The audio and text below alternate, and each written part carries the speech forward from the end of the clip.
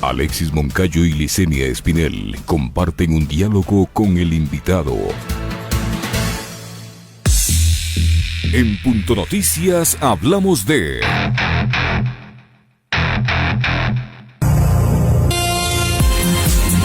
A criterio de algunos analistas, el papel que está jugando el Consejo Nacional Electoral en el proceso comicial es bastante cuestionable, no solo por la pugna que mantiene con el Tribunal Contencioso Electoral, sino por la construcción de todo el proceso. Para los expertos, el CNE no brinda ninguna seguridad jurídica y más bien ha provocado incertidumbre con propuestas como el cambio del voto obligatorio, la modificación del horario de votación, hasta anuncios en redes sociales sobre resoluciones sin que el Pleno haya decidido.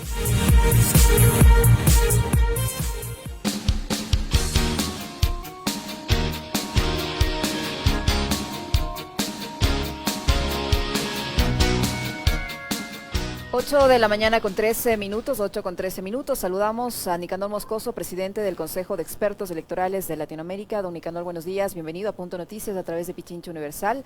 Le saludamos a Alexis y quien le habla Licenia Espinel. Ayer la Organización de Estados Americanos emitió una resolución en rechazo a las elecciones parlamentarias celebradas en Venezuela, de las que usted fue observador internacional y con las que el gobierno de Nicolás Maduro retomó el control de la Asamblea Nacional. ¿Qué decir de esta resolución de la Organización de Estados Americanos, una organización continental que en cierta manera auspició un golpe de Estado en Bolivia y ya vemos los resultados en ese país? ¿Cómo está, don Nicanor? Buenos días. Muy buenos días, muchísimas gracias. Mire, yo creo que es interesante tocar este tema.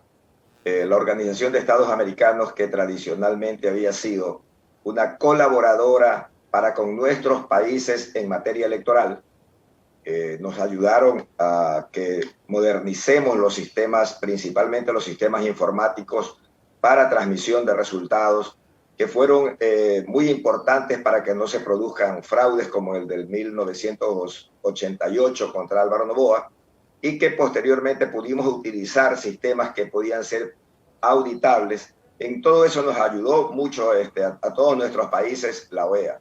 Lamentablemente en los últimos años ha tomado la decisión y ha tomado una actitud netamente política, que se aleja ya del proceso eleccionario propiamente dicho que se dan en nuestros países.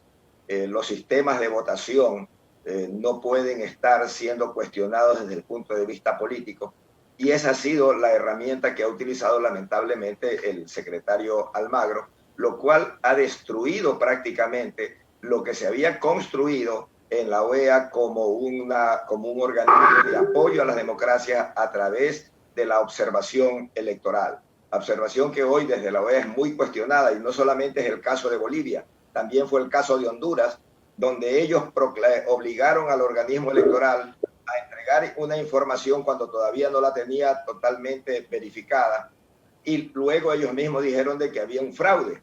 La propia OEA, a los 3 días, cuando los Estados Unidos, el Departamento de Estado, proclama que acepta el triunfo de un candidato en Honduras, inmediatamente la OEA se allana a esa situación y deja a un país con una denuncia de fraude de parte de la OEA, pero que a los 3 días acepta el resultado. Entonces, esas tragedias que ha hecho vivir han hecho que producto de esto, la Venezuela ya está fuera de la OEA. O sea, es muy raro que la OEA se meta a opinar sobre un país que no es miembro de la OEA. Ya ellos no pertenecen, o sea, no tendría, y cómo puede la OEA o su organismo electoral, su sección electoral, cuestionar unas elecciones en Venezuela cuando no fueron, ni siquiera asistieron. Ellos en el año 2015 cuestionaron las elecciones en Venezuela y dijeron que iban a hacer un fraude. Y en el 2015 ganó la oposición en Venezuela. Lo que sucede es que la oposición, cierto sector de la oposición en Venezuela no se presenta a elecciones, y entonces ese ya es un problema político, de decisión de los políticos venezolanos. Pero yo lo puedo decir, con los más de 120 procesos electorales que el CELA, el Consejo de Expertos Electorales, ha verificado, y puedo ratificar lo que ya dijo en su momento, en conjunto, que estuvimos las dos organizaciones observando, el Centro Carter, que el presidente Jimmy Carter mencionó que era el mejor sistema del mundo. Nosotros podemos decir que es el mejor sistema de América Latina, porque es un sistema muy moderno, muy auditable. El problema es un problema político que lamentablemente los venezolanos no lo han sabido resolver y lo han dejado en manos de las organizaciones políticas internacionales. Y nosotros le hemos manifestado que es muy penoso que los propios venezolanos, un grupo, estén pidiendo a una potencia mundial que invada, si es posible, su país para derrocar a un gobierno que no le han podido ganar las elecciones. Y el otro se vea obligado a también acudir al apoyo de países muy grandes, potencias mundiales, para poder mantener un equilibrio en el país. Yo creo que esto solamente deben resolverlo los venezolanos, y hacen muy mal los países, peor latinoamericanos, de opinar sobre un proceso interno de Venezuela y no dejarlos y obligarlos a que ellos lo resuelvan. Economía, buenos días, como siempre un gusto saludarle.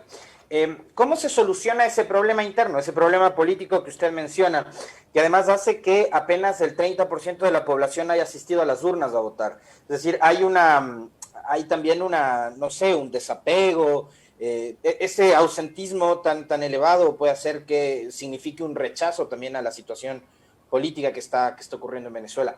¿Cómo se debe solucionar internamente ese conflicto político? Ese conflicto político lo vienen ellos tratando de resolver. El año pasado se instaló una mesa de diálogo a la cual no acudió el sector más radical de la oposición. O sea, el sector más radical que viene desde hace 20 años tratando de ganarle las elecciones a Hugo Chávez en su momento y a Maduro ahora.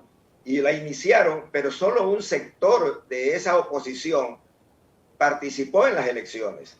El otro sector no participa en las elecciones y hace una tremenda campaña para que no participe. Entonces, vamos a un imaginario, que aquí en el Ecuador, el Partido Social Cristiano y Creo no le pueden ganar al correísmo.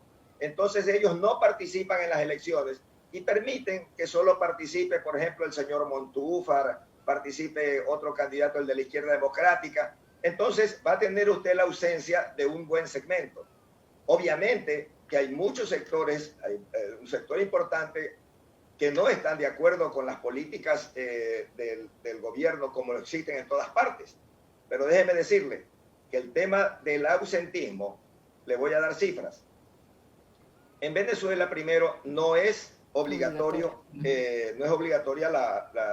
ir a votar. Segunda cosa, no participa el sector radical, que es el mayor con poder económico para hacer publicidad internamente a que no acudan a votar. Tenemos encima la pandemia. Normalmente en Venezuela votan el 40-45% del electorado. Cuando ha existido grandes disputas, como en el año 2004, que se pensaba que hubo el plebiscito revocatorio contra Hugo Chávez, participaron más del 60%. Y cuando ganaron las elecciones, la oposición en el 2015 también superaron el 50%.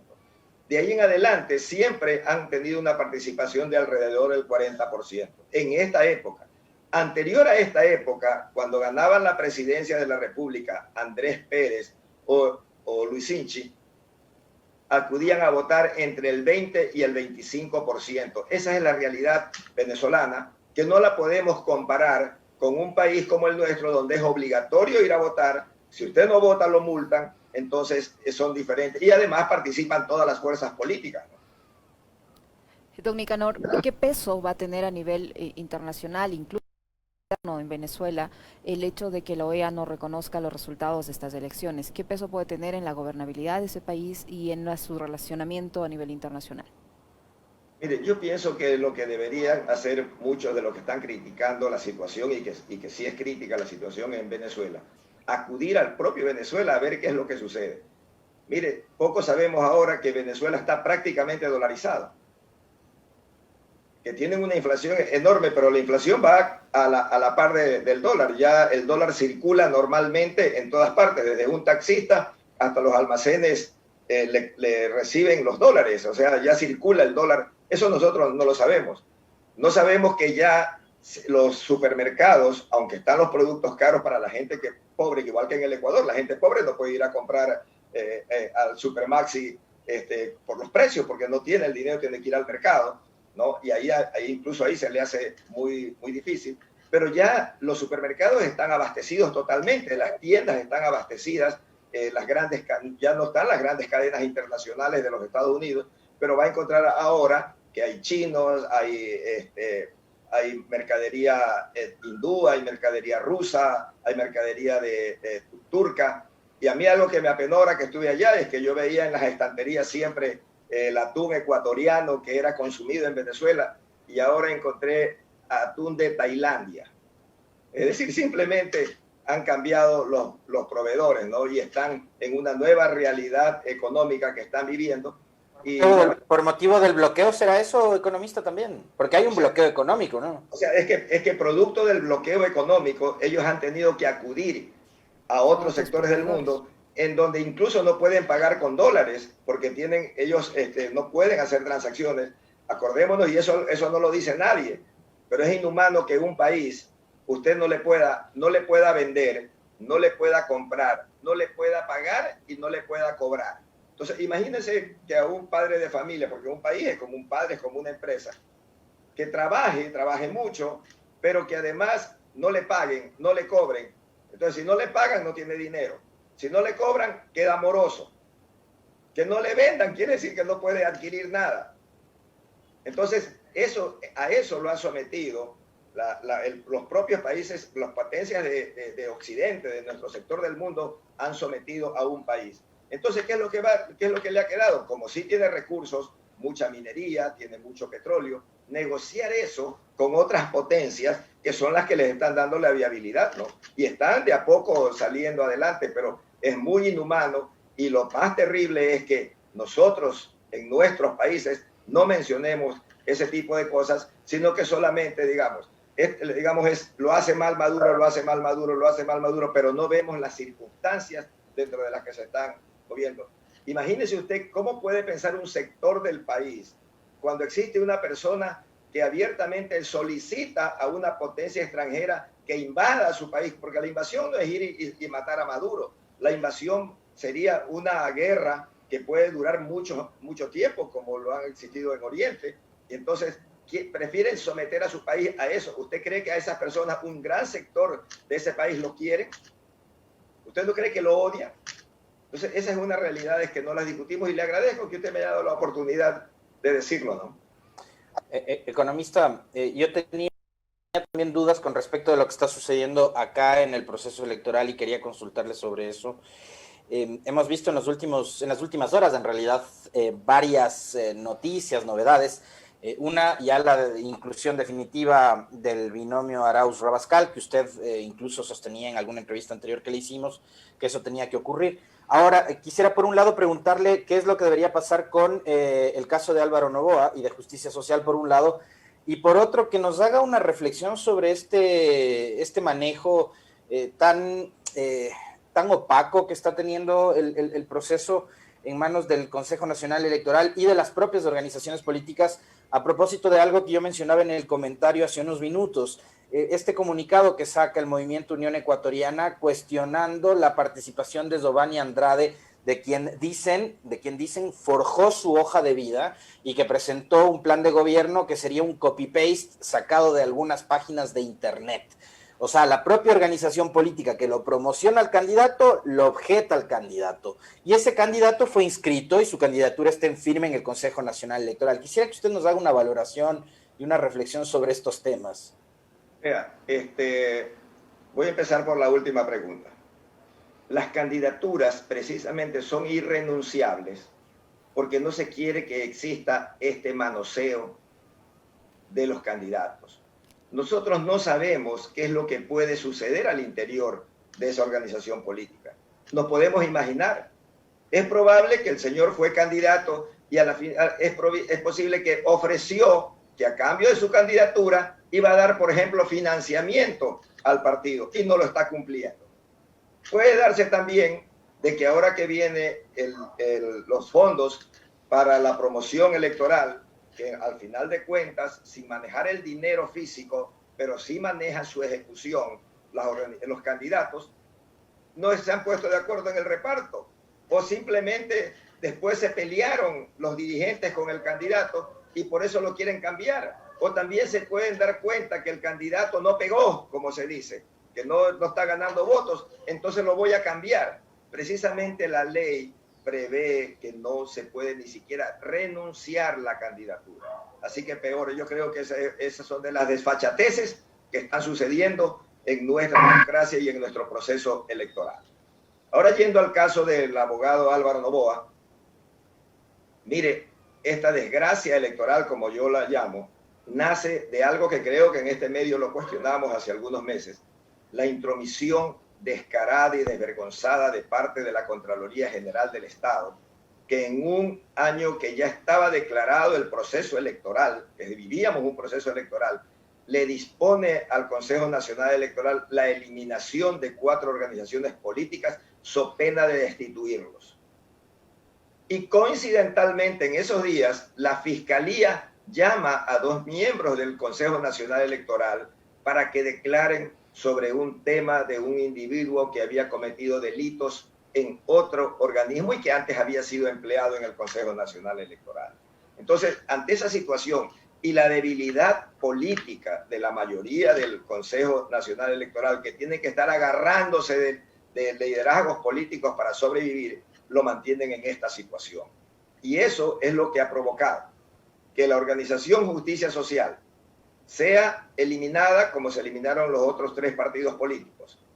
En el caso de ellos, cuando lo elimina el CNE y ellos presentan el recurso ante el Tribunal Contencioso Electoral, su recurso no era de aquellos que suspenden la acción del CNE. O sea, en el caso de los otros 3 organismos, cuando ellos apelan al Tribunal Contencioso Electoral, continúan con vida jurídico hasta que el Tribunal Contencioso Electoral decida. En el caso de Justicia Social no fue así, porque ellos presentaron otro tipo de reclamo y ellos mantuvieron sin vida jurídica mientras resolvía el Tribunal Contencioso Electoral. Pero el CNE al mismo tiempo, con el propósito de darles todas las posibilidades por lo que pueda suceder en el futuro, les dejaron abierta la posibilidad de que inscriban candidatos en la plataforma del CNE. Y ellos inscribieron muchos de los candidatos y el candidato presidencial no se les presentó. Pasa tanto tiempo, fíjense ustedes que pasa todo este tiempo, sabiendo que existen plazos que se deben cumplir para las elecciones, se toman todo el tiempo posible para a última hora el Tribunal Contencioso Electoral.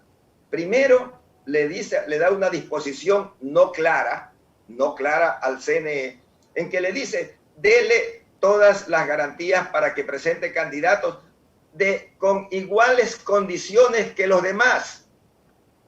Entonces, eso viene a una interpretación, y el CNE interpretó que le tenía que decir, bueno, donde no han inscrito, inscriban. Y para presidente, ustedes ya inscribieron y ya fue rechazado, y se les renunció, y ustedes no inscribieron. Entonces no pueden reemplazar lo que nunca existió. Pero ahora, 7 días después, el CNE le aclara y le dice, hagan primarias, hagan como que estamos viviendo en septiembre. Y la campaña empieza después de 20 días. Y tienen que enviar a hacer los materiales electorales después de 5 días. Entonces, imagínense ustedes, no es que echarle solo la culpa al Consejo Nacional Electoral. Yo creo que ellos, lamentablemente, aquello que se pensó que iba a ser positivo, de separar lo judicial de lo administrativo, ha sido lamentablemente para el Ecuador nefasto. Porque el Tribunal Contencioso Electoral, no obstante que ya dice que las elecciones no se pueden postergar, él ya negó eso, acuérdense, meses atrás negó que se posterguen, ahora le dice, tómense todo el tiempo que quieran. Si el CNE le da todas las oportunidades para que normalmente esto volvamos a vivir como que estamos en septiembre, a justicia social. Fíjense ustedes, justicia social tiene para hacer primarias, demorará unos 4 o 5 días en su primaria. Luego presenta candidatos, 3 días más, van 8. Luego tiene 3 días para que presenten la oposición, cualquiera de los otros candidatos. Y luego para que la resuelva, ya van 3 días más y unos 5 más, van 8, ya vamos 16 días. Y luego eso puede ser impugnado ante el Tribunal Contencioso Electoral, que se toma 10, 15 días para resolver. Ya estamos 10 de enero. Entonces, ¿qué es esto? Y encima el Tribunal Contencioso Electoral los amenaza al CNE y le dice, donde ustedes no cumplen, pueden incurrir en una falta electoral y penal. Entonces, esto es de locos.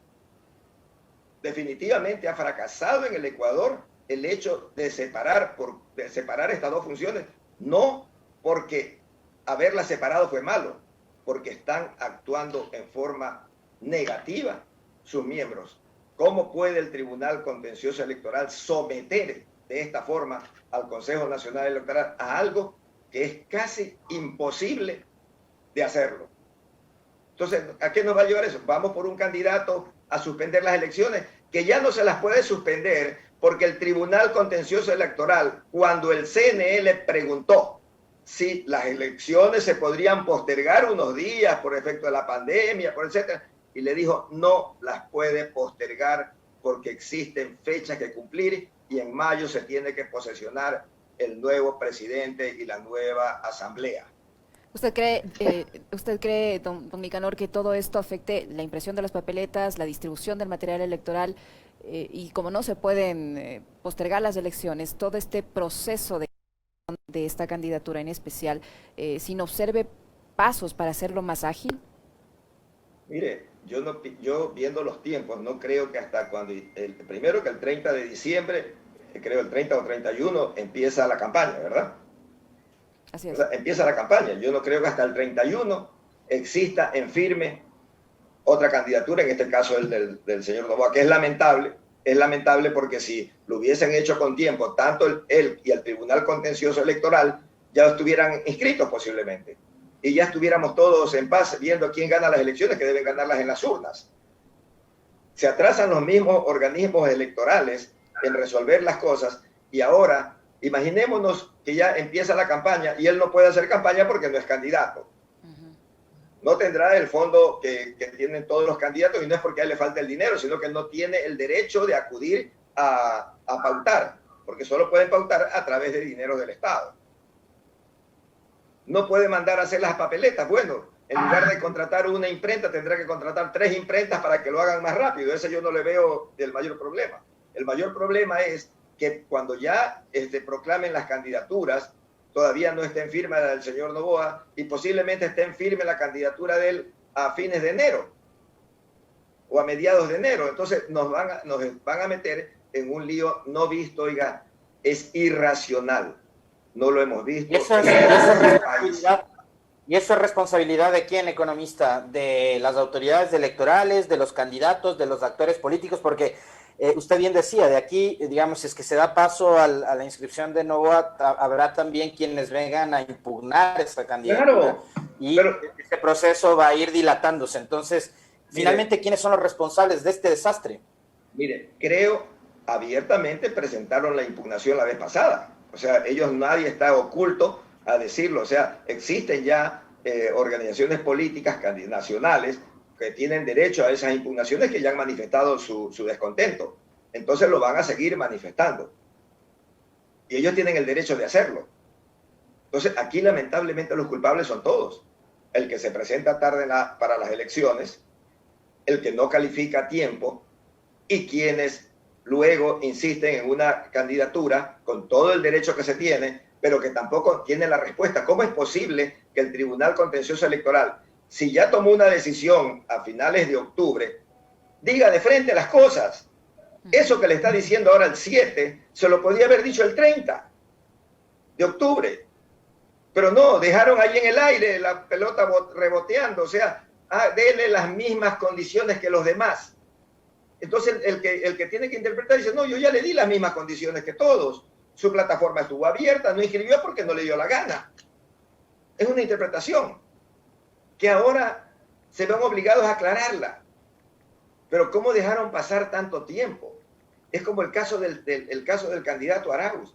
Fíjese usted que para decir que no tienen derecho a presentar una apelación, algo elemental, algo pero tremendamente elemental, que lo podían haber resuelto en 48 horas, se tomaban 15 días.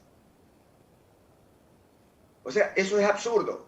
Yo creo que estos señores le están debiendo mucho al país. Muchísimas gracias. No sé si tienes más inquietudes, Alexis. Son las 8:37. Escuchamos a Nicanor Moscoso, presidente del Consejo de Expertos Electorales de Latinoamérica. Don Nicanor, yo le quiero contar que hicimos una pregunta para este diálogo con usted, a nuestros amigos oyentes de quienes nos siguen a través de redes sociales, en el sentido de que si están de acuerdo con la decisión de la OEA de desconocer las elecciones en Venezuela, y la gente se ha pronunciado, un 98% no está de acuerdo frente a un 2% que sí lo está. Muchas gracias. Muy amable el economista Nicanor Moscoso por haber aceptado el diálogo. Muchas gracias. A la orden. Me quedo con esa misma inquietud y con la misma preocupación. Hay que darle un poco de sensatez ya a este proceso electoral. Estamos a puertas de que arranque la campaña y seguimos con más dudas que certezas. 8:38, Liz. Vamos a un breve corte. Y yo creo que hay que mantener la preocupación vigente, porque si esto pasa en la organización, yo no me quiero imaginar qué va a pasar ya luego en el proceso como tal, y peor en el conteo de los votos, en los resultados. ¿Te imaginas? Impresionante. 8:38. Gracias, Antón Nicanor Moscoso, presidente del Consejo de Expertos Electorales de Latinoamérica. Una pausa, regresamos para hablar de las deudas a los gobiernos autónomos descentralizados.